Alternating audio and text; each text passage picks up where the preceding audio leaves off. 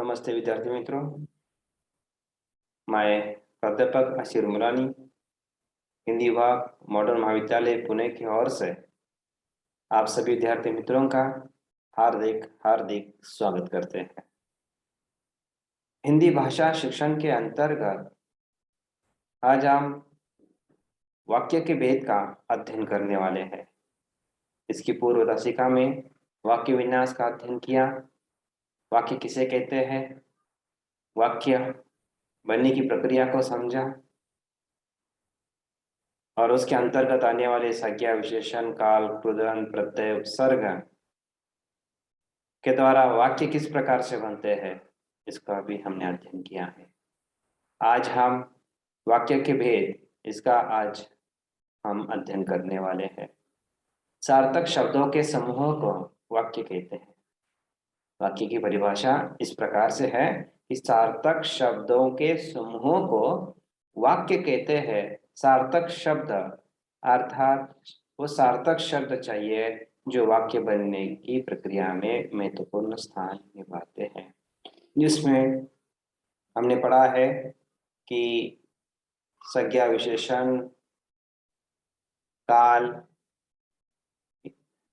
इन सभी का एक उचित क्रम है या सार्थकता की दृष्टि से उन शब्दों को हमें विशिष्ट स्थान पर रखना होता है और उस स्थान पर जब हम शब्दों के समूह को रखते हैं तो वाक्य बनता है। और यह वाक्य किस प्रकार में आता है यह आज हमें जानना है, जिसे हम वाक्य के भेद कहते हैं। तो वाक्य के भेद 4 है। वाक्य के आधार पर, प्रयोग के आधार पर, अर्थ के आधार पर, वाच्य के आधार पर। वाक्य के भेद कितने हैं? 4 है। रचना के आधार पर, प्रयोग के आधार पर, अर्थ के आधार पर, वाच्य के आधार पर। और इसमें से हमें आज अध्ययन करना है कि रचना के आधार पर वाक्य के भेद कितने होते हैं और ये रचना के अंतर्गत आने वाले 3 कौन से भेद हैं, वो 3 भेदों को आज हमें देखना है। पहला है सरल वाक्य, जिसे हम साधारण वाक्य भी कहते हैं। दूसरा है मिश्र वाक्य और अंत में है संयुक्त वाक्य। और यह सरल, मिश्र, संयुक्त ये जो वाक्य है, यह वाक्य के जो रचना के आधार पर वाक्य के भेद के अंतर्गत यह आता है। तो आज हम सरल वाक्य किसे कहते हैं, मिश्र वाक्य किसे कहते हैं, संयुक्त वाक्य किसे कहते हैं, सरल और संयुक्त में क्या अंतर है, मिश्र और सरल में क्या अंतर है, संयुक्त और मिश्र में क्या अंतर है, इन सभी का आज हम विस्तार से उसका अध्ययन करने वाले हैं। तो सरल वाक्य क्या है, उसकी परिभाषा इस प्रकार से है। जिस वाक्य में एक क्रिया होती है और एक कर्ता होता है उसे सरल वाक्य कहते हैं। जिस वाक्य में एक क्रिया होती है और एक कर्ता होता है उसे सरल वाक्य कहते हैं। साधारण सी परिभाषा है। वो वाक्य में कितना, एक ही क्रिया होगी और कर्ता भी एक ही होगा। उस वाक्य में ना 2 क्रिया होगी ना 2 कर्ता होंगे। वाक्य में केवल एक ही कर्ता और एक ही क्रिया होती है, तब उसे हम सरल वाक्य कहते हैं। मैंने उदाहरण दिया है यहाँ, जैसे कि मैं तुम्हारी रक्षा करूंगा। मैं तुम्हारी रक्षा करूंगा, इस वाक्य में एक कर्ता है और एक क्रिया है। इसमें क्या है, एक कर्ता और एक क्रिया इसके अंतर्गत आपको देखने को मिल जाएंगी।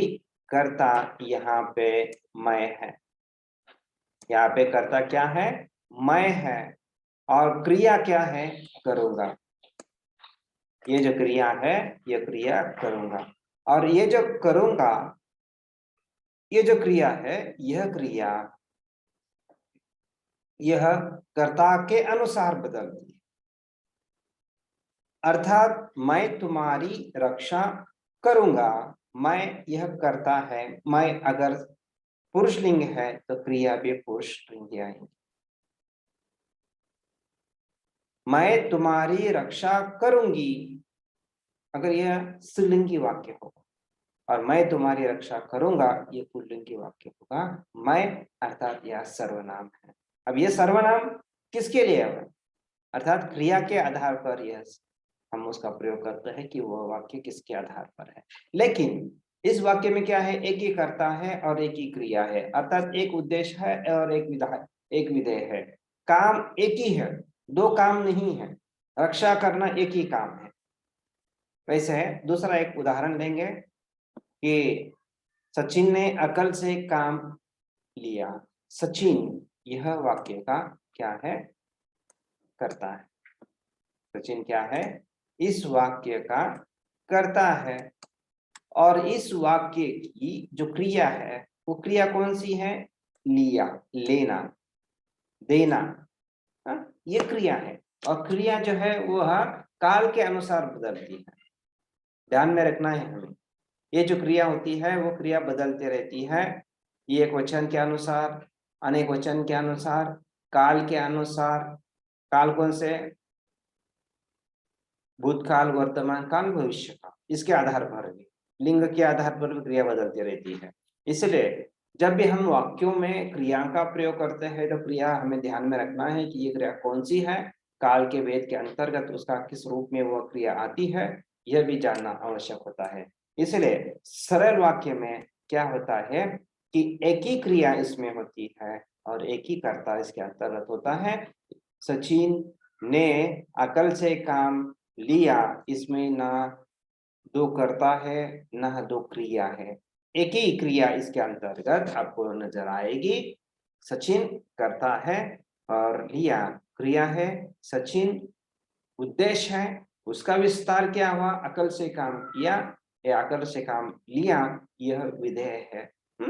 यह आपको अन्य पाठ्य पुस्तक में इस प्रकार की परिभाषा मिलेंगी कि जिस सरल वाक्य की परिभाषा इस प्रकार से आपको मिलेगी अन्य किताबों में कि जिस वाक्य में एक उद्देश्य या एक विधेय होता है उसे सरल या साधारण वाक्य कहते हैं। तो यह बिल्कुल सही परिभाषा ये भी है। और यह भी बहुत आसान सरल ये परिभाषा है कि जिस वाक्य में एक क्रिया होती है और एक कर्ता होता है उसे सरल वाक्य कहते हैं। क्रिया एक ही होने वाली है और कर्ता भी एक। और ये कर्ता किसी व्यक्ति का नाम हो सकता है। कर्ता आपको पता है। तो यह संज्ञा, फिर जातिवाचक संज्ञा हो सकती है अन्य। हिमालय से नदी निकलती है या हिमालय से गंगा निकलती है। अब इस वाक्य में हिमालय और गंगा दोनों ही संज्ञा है। लेकिन उसका थोड़ा सा ये सरल वाक्य के अंतर्गत ही आता है। अब ये सरल वाक्य कैसे आते हैं? क्यों कि इसमें कर्ता कर्म क्रिया कैसे आती है? हम अगली ताशिका में सरल वाक्य का जब हम विस्तृत अध्ययन करने वाले हैं कि कर्ता कर्म क्रिया कैसे आते हैं, तो किस प्रकार का वाक्य बनता है, तो यह हम उसमें देखने वाले हैं। तो अभी केवल हम ये देखने वाले हैं कि सरल वाक्य में हमें पहचानना कैसे होता है। तो ये ध्यान में रखना है कि सरल वाक्य में एक ही कर्ता होता है और एक ही क्रिया होती है और जिसे हम सरल वाक्य कहते हैं या साधारण वाक्य कहते हैं। मेरे तो पाँव तले से धरती निकल गई। मेरे यह कर्ता है और निकल यह क्रिया नहीं, गई यह क्रिया है। निकल गई। अब यहाँ गई, निकलना, यह भी आप कहेंगे तो यह क्रिया आती है, लेकिन गई ये मुख्य क्रिया है। तो यह गई क्रिया जो है, मेरे तो पाँव तले धरती निकल गई, इसमें क्रिया गई है और कर्ता मेरे यह है। तो यहाँ कर्ता एक, अर्थात इसमें भी क्या है, जिस वाक्य में एक ही कर्ता है एक ही क्रिया है। शीतल गाना गा रही है। शीतल गाना गा रही है। शीतल क्या है? शीतल इसमें कर्ता है और गा रही, रहे अर्थात रही यह क्रिया है।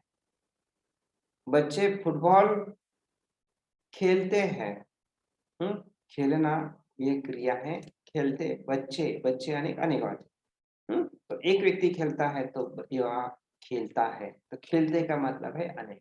तो यहाँ क्रिया जो है वो वाक्य के आधार पर, वचन के आधार पर, लिंग के आधार पर, काल के अनुसार यहाँ बदलती रहती है, लेकिन क्रिया एक ही इसके अंतर्गत होगी। कर्ता क्रिया इसके अंतर्गत होता, विधेय का विस्तार आपको इसमें मिलेगा, उद्देश्य का विधेय, उद्देश्य का विस्तार जो है आपको इसके अंतर्गत मिल जाएगा। तो यह साधारण सी परिभाषा है। इस सरल वाक्य की परिभाषा इसी प्रकार से है कि जिस वाक्य में एक क्रिया होती है और एक कर्ता होता है उसे सरल वाक्य कहते हैं, और इसमें कर्ता महत्वपूर्ण है, क्रिया महत्वपूर्ण है। और एक ही क्रिया और एक ही कर्ता इसके अंतर्गत होता है, उद्देश्य एक होगा, विधेय भी एक होगा। अन्य क्रिया या एक से अधिक क्रिया या दो दो क्रिया, दो दो कर्ता इस वाक्य में नहीं आएंगे। तो वो किस वाक्य में आएंगे वो भी हमें देखना है, लेकिन अब नहीं देखना, उसको बाद में हमें देखना है। तो इस प्रकार से यह सरल वाक्य की जो परिभाषा है, ये परिभाषा और उसका विश्लेषण मैंने आपके सम्मुख रखा है। तो आज हम दूसरा जो भेद है मिश्र वाक्य का हम अध्ययन करने वाले हैं। अब मिश्र वाक्य क्या है? सरल वाक्य तो क्या है, उसमें एक ही कर्ता एक क्रिया तो इसमें होती है, एक ही बात उसमें स्पष्ट होती है, उसमें दो या दो से अधिक वाक्य नहीं होते, केवल एक ही वाक्य आपको सरल वाक्य में आपको मिल जाएगा। लेकिन मिश्र वाक्य में इस प्रकार के एक ही वाक्य नहीं मिलेगा, एक से अधिक वाक्य मिलेंगे। कितने वाक्य मिलेंगे? एक से अधिक, या दो भी हो सकती है, तीन भी हो सकते हैं। तो अब ये किसके अंतर्गत आते हैं, किस प्रकार से आते हैं, इसकी परिभाषा को देखेंगे और फिर हम उसका विश्लेषण जो है वो करेंगे। जिस वाक्य में सरल वाक्य और एक अथवा अधिक आश्रित उपवाक्य हो उसे मिश्र वाक्य कहते हैं। जिस वाक्य में सरल वाक्य अर्थात सीधी सी परिभाषा है, जिस वाक्य में सरल वाक्य हो और वह वाक्य एक से अधिक बार हो, या पहले वाक्य पर दूसरा वाक्य आधारित हो, जिसे हम आश्रित वाक्य कहते हैं, तो उसे हम क्या कहते हैं? मिश्र वाक्य कहते हैं। साधारण सी परिभाषा है कि पहले वाक्य पर दूसरा वाक्य जब आधारित रहता है तब उसे हम कहते हैं मिश्र वाक्य। एक दूसरे से भी जुड़े हुए होते हैं। पहले का संबंध दूसरे वाक्य से होता है, दूसरे वाक्य का संबंध पहले वाक्य से होता है। अर्थात यहाँ क्या है, पहले मुख्य वाक्य और गौण वाक्य। मुख्य वाक्य किसे कहते हैं? प्रमुख वाक्य होता है, और उसके साथ में जो कम महत्वपूर्ण वाक्य होता है आश्रित या उपवाक्य उसे हम कहते हैं। आश्रित उपवाक्य हो तो इस प्रकार से हम उसे मिश्र वाक्य कहते हैं। साधारण सी परिभाषा है, जिस वाक्य में एक सरल अथवा एक से अधिक उपवाक्य या मिश्रित वाक्य, उसे हम क्या कहते हैं? मिश्र वाक्य। एक से। तो अभी यहाँ उदाहरण देंगे कि उदाहरण ऐसा है, जो परिश्रम करते हैं वे सफल होते हैं। जो परिश्रम करते हैं वे सफल होते हैं। इस वाक्य में पहला वाक्य कौन सा है? तो जो परिश्रम करते हैं वे मुख्य वाक्य, जो परिश्रम करते हैं ये मुख्य वाक्य है। वे सफल होते हैं, कौन सफल होते हैं? जो परिश्रम करता है। अब वे सफल होते हैं, यह गौण वाक्य है। ये जो वाक्य है, जो यह बड़ा सा वाक्य जो है, यह कैसा है? आश्रित वाक्य है। किस पर? पहले वाक्य पर, मुख्य वाक्य। इस वाक्य में पहला मुख्य वाक्य है, जो परिश्रम करते हैं वे सफल होते हैं। परिश्रम जो करते हैं यह मुख्य वाक्य है, और उस पर आधारित वे सफल होते हैं। कौन सफल हो गए? जो परिश्रम करने वाले हैं। तो वे सफल होते हैं, वे आश्रित या उपवाक्य है, जिसे हम और इस प्रकार के जो वाक्य होते हैं, इस प्रकार के वाक्य को हम मिश्र वाक्य कहते हैं। जो परिश्रम करते हैं वे सफल होते हैं। एक है राम ने कहा, दूसरा उदाहरण, राम ने कहा कि मैं कल आऊंगा। अब यहाँ दो वाक्य, राम ने कहा। हम जब वाक्य को विभाजन करते हैं वाक्य का, तो निश्चित रूप से यहाँ अर्थ हमें समझ में आता है कि राम ने कहा, कुछ तभी कहा है। अब क को हटाइए थोड़ी देर के बाद में, क को मत पढ़िए। कि मैं कल आऊंगा, दोनों के अर्थ स्पष्ट हो गए कि मैं कल आऊंगा। राम ने कहा मैं कल आऊंगा, और ये जो की है, ये की क्या करती है, दो वाक्यों को जोड़ने का काम करती है। ये जो की है, ये की क्या करती है, दो वाक्यों को जोड़ने का काम करती है। ये की क्या करती है, दो वाक्यों को जोड़ने का। ये लघु की है, हाँ, इसकी मात्रा लघु है। अगर यह की अगर दूसरी दीर्घ है तो यह मिश्र वाक्य के अंतर्गत नहीं आती। यह मिश्र वाक्य के अंतर्गत वह नहीं आती। क्यों नहीं आती, इसका भी थोड़ा सा हमें ध्यान में रखना है कि ये जो की है, यह की आपको केवल सरल वाक्य में ही मिल जाएंगी, हाँ? और यह की आपको केवल कहाँ मिलेगी, यह की केवल आपको मिश्र वाक्य में मिलेगी। यह की केवल मिश्र वाक्य में आएगी।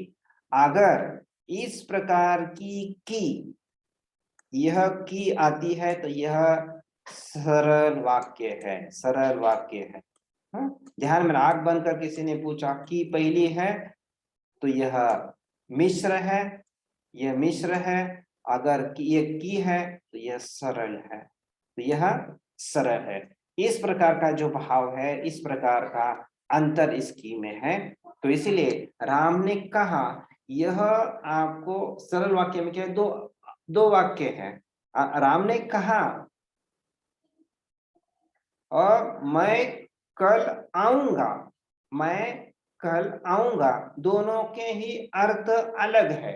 लेकिन की वजह से राम ने कहा कि मैं कल आऊंगा, अर्थात एक वाक्य को दूसरे वाक्य को जोड़ने का जो प्रयास है, वह प्रयास किसने किया है, तो वह प्रयास किया है इस की ने। आपको यहाँ ये जो की है, इस की ने जोड़ने का जो प्रयास है, वो प्रयास उसने किया है। अब है तीसरा वाक्य को देखेंगे। जब पेड़ ही नहीं रहेंगे तब हमारा क्या होगा। जब पेड़ ही नहीं रहेंगे तब हमारा क्या होगा, इस प्रकार का यह वाक्य है। जब और ये तब, अगर यह जब तब जब वाक्य में आपको दिखाई देते हैं तो मान लेना यह वाक्य कैसे है, तो यह जो वाक्य है, यह वाक्य मिश्र वाक्य है।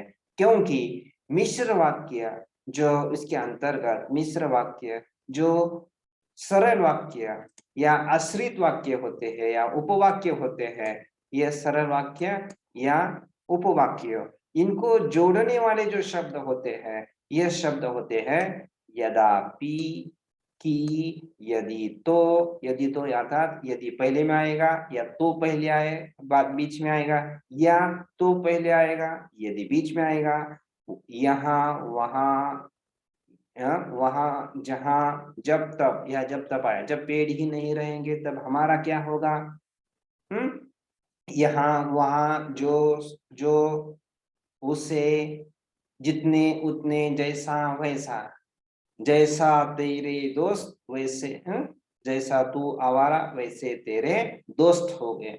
जैसा तू आवारा, वैसे तेरे दोस्त, ऐसा तू, ऐसा हम कहते हैं। तो जैसा वैसा वाक्य में प्रयोग जब आता है, यद्यपि शब्द जब आते हैं, कि जैसा शब्द का हम प्रयोग करते हैं, यहाँ वहाँ जहाँ, इस प्रकार की यमक शब्द है, जब शुरुआत में आएगा तो बीच में तब आएगा, यहाँ वहाँ, हाँ, इस प्रकार के जो वाक्य में जब हम ये प्रयोग करते हैं, तो यह मानना है कि यह जो वाक्य है, यह वाक्य किसके अंतर्गत आते हैं, तो यह मिश्र वाक्य के अंतर्गत आते हैं।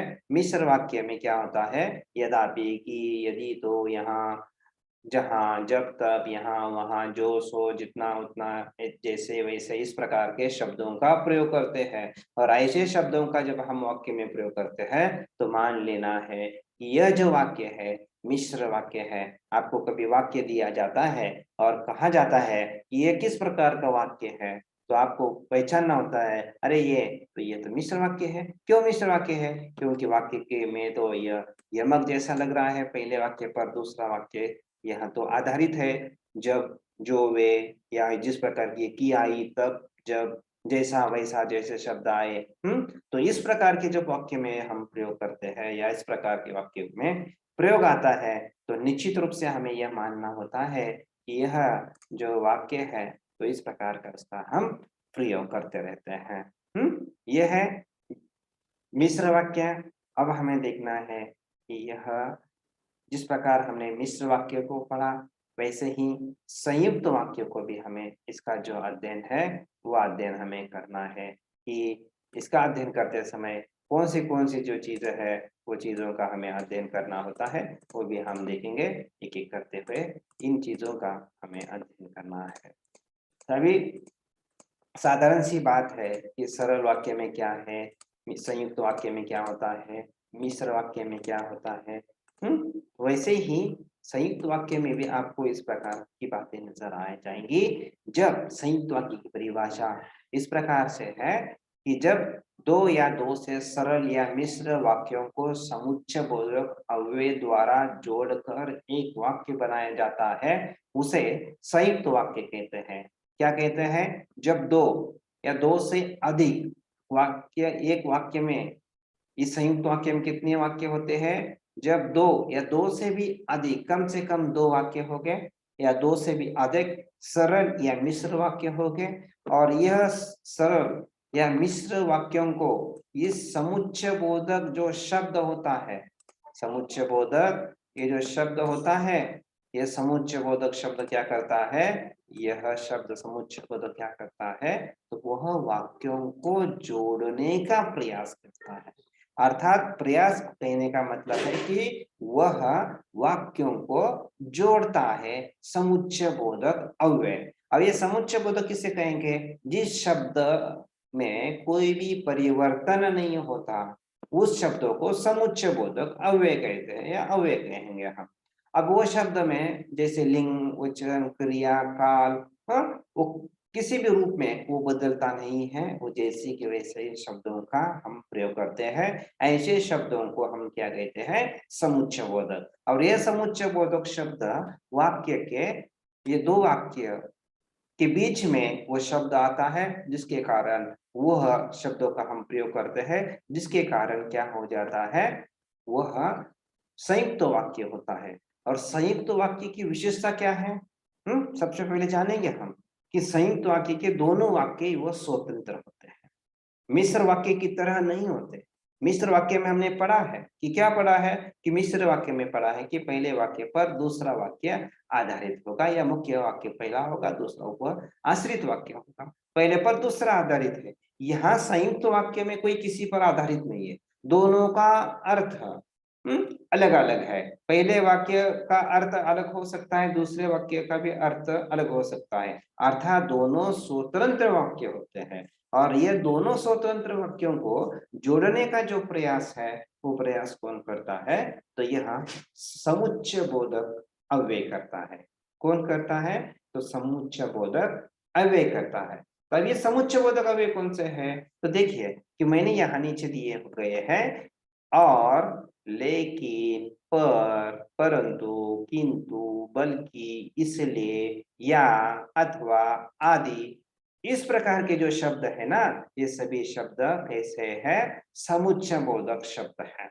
और यह लेकिन शब्द से, और शब्द से, परंतु शब्द से, पर शब्द से, किंतु शब्द से, बल्कि, इसलिए, या, अथवा, इन शब्दों से हम क्या करते हैं? दो वाक्यों को जोड़ने का प्रयास करते हैं, अर्थात जोड़ते हैं। और जोड़ने के कारण यह वाक्य सरल न रहकर, मिश्र वाक्य न रहकर संयुक्त वाक्य बन जाता है। उदाहरण देंगे, मैंने उसे बहुत समझाया, एक वाक्य है। दूसरा, उसकी समझ में कुछ नहीं आया, अर्थात यह भी सरल वाक्य है, उसकी समझ में कुछ नहीं आया, सरल वाक्य है। मैंने उसे बहुत समझाया, ये भी सरल वाक्य है। दोनों अपने अपने जगह पर है, दोनों का अर्थ स्वतंत्र है।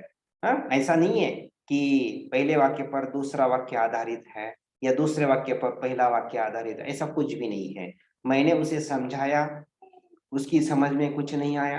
हाँ, लेकिन जब हम परंतु शब्दों का प्रयोग करते हैं, ये परंतु शब्दों का जब हमने प्रयोग किया तो वाक्य जुड़ गया। मैंने उसे बहुत समझाया परंतु उसकी समझ में कुछ नहीं आया।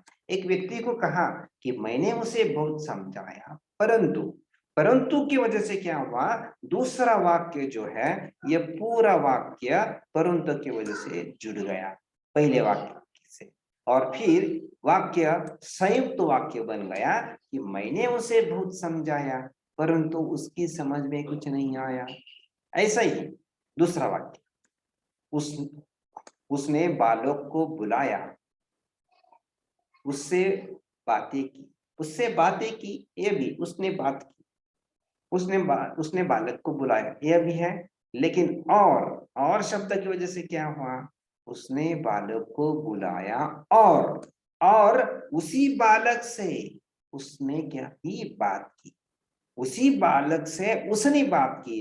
अर्थात पहले यह वाक्य को, और ये दोनों स्वतंत्र वाक्य है, और की वजह से क्या किया हमने, तो ये दोनों वाक्यों को जोड़ा और शब्द की वजह से, समुच्चय बोधक शब्द की वजह से, और यह वाक्य बन गया सरल संयुक्त वाक्य। और ये संयुक्त वाक्य क्या होता है, दो सरल वाक्यों को हम समुच्चय बोधक अव्यय के द्वारा जोड़कर उसे एक वाक्य बनाते हैं। उसे हम क्या करते हैं, एक वाक्य उसे बनाते हैं, तब उसे क्या कहते हैं, संयुक्त वाक्य उसे हम कहते हैं। अगला है तीसरा उदाहरण इसी प्रकार से, ठीक से काम करो, नौकरी छोड़ दो, अथवा, अथवा के वजह से क्या किया हमने, ठीक से काम करो अथवा नौकरी छोड़ दो। नौकरी छोड़ दो यह भी स्वतंत्र वाक्य है, हाँ? और सरल वाक्य, इसमें कोई दोहराया या उसे हम नहीं कह सकते कि पहले वाक्य पर है। ठीक से काम करो या निकल जाओ, ऐसा भी अर्थ निकल सकता है। अच्छे सा काम करो या नौकरी छोड़ दो या आ गया, या, हाँ? तो इस प्रकार के जब वाक्यों का जब हम प्रयोग करते हैं तो यहाँ यह ऐसे शब्द होते हैं, अथवा, परंतु, और, बल्कि, इसलिए, या, अथवा, लेकिन, और, इसके कारण क्या करते हैं हम, दो सरल वाक्यों को हम क्या करते हैं, एक संयुक्त वाक्य, एक समुच्चयबोधक अव्यय से जोड़कर क्या करते हैं, एक वाक्य बनाते हैं, उसे हम सरल वाक्य कहते हैं, सॉरी संयुक्त वाक्य कहते हैं। तो इस प्रकार से हमें संयुक्त वाक्य को पढ़ना है, उसको समझना है। जब दो या दो से अधिक मिश्र या सरल वाक्यों को समुच्चयबोधक अवयव द्वारा जोड़कर जब हम एक वाक्य बनाते हैं तब वह संयुक्त वाक्य होता है। ऐसी इसकी परिभाषा है। और नीचे जो मैंने कोष्टक में बताया है कि और, लेकिन, पर, परंतु, बल्कि, इस प्रकार के शब्द अगर वाक्यों के बीच में है और आपको कहा गया ये किस प्रकार का वाक्य है, तो आपको वाक्य आना चाहिए, मैंने उसे बुलाया, मैंने उसे बुलाया लेकिन वह नहीं आया, लेकिन वह नहीं आया, ये किस प्रकार का वाक्य है, सीधी सी बात है, यह संयुक्त वाक्य है। जब खाना पकेगा तब बुलाया जाएगा, जब खाना पकेगा तब तुम्हें बुलाया जाएगा, यह किस प्रकार का वाक्य है, यह वाक्य है मिश्र। जब तब आया पहले वाक्य पर, जब खाना ही न पकेगा हम बुलाएंगे क्या, नहीं, खाना पकाने के बाद ही आपको बुलाया जाए। तो इस प्रकार के हमें भेद देखना होता है कि सरल वाक्य में क्या होना चाहिए, मिश्र वाक्य में क्या होना चाहिए, संयुक्त वाक्य में क्या होना चाहिए, ये तीनों का हमने बराबर से उसका अध्ययन किया है। इस पर आधारित आपके मन में अगर कोई भी प्रश्न है, जिज्ञासा है, तो आप पूछो कि सरल वाक्य में बात समझ में नहीं आई, मिश्र वाक्य की बात समझ में नहीं आई, तो आप उस पर प्रश्न पूछो कि जिज्ञा का समाधान हम करेंगे। तो आज हम यहाँ पे रुकेंगे। बहुत बहुत धन्यवाद।